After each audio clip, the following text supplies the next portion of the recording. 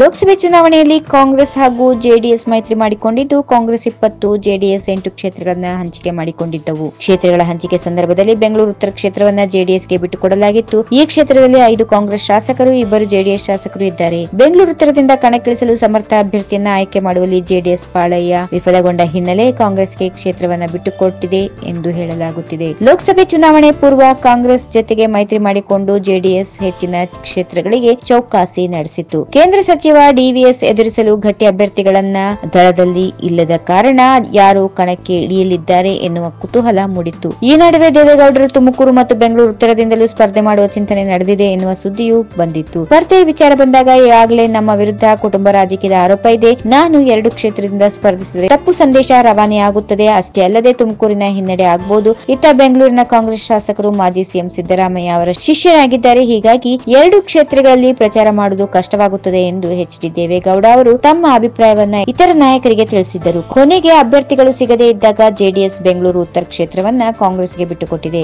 ಬೆಂಗಳೂರು ಉತ್ತರ ಕ್ಷೇತ್ರದಿಂದ ಜೆಡಿಎಸ್ ವರಿಷ್ಠ ಎಚ್.ಡಿ. ದೇವೇಗೌಡ ಸ್ಪರ್ಧಿಸುತ್ತಾರೆ ಎಂದು ಹೇಳಲಾಗಿತ್ತು. ಕೊನೆಗೆ ದೇವೇಗೌಡರು ತುಮಕೂರು ಕ್ಷೇತ್ರವನ್ನು ಆಯ್ಕೆ ಮಾಡಿಕೊಂಡರು. ದೇವೇಗೌಡರಿಗೆ ಬೆಂಗಳೂರು ಉತ್ತರ ಕ್ಷೇತ್ರದಿಂದಲೇ ಸ್ಪರ್ಧಿಸುವಂತೆ ಕಾಂಗ್ರೆಸ್ ನಾಯಕರು ಒತ್ತಡ ಹೇರಿದ್ದರು. ಈ ಹಿನ್ನೆಲೆಯಲ್ಲಿ ರಾಜ್ಯ ಕಾಂಗ್ರೆಸ್ ಉಸ್ತುವಾರಿ ವೇಣುಗೋಪಾಲ್ ಜೆಡಿಎಸ್ ನಾಯಕರಿಗೆ ಧನ್ಯವಾದ ಹೇಳಿದ್ದಾರೆ.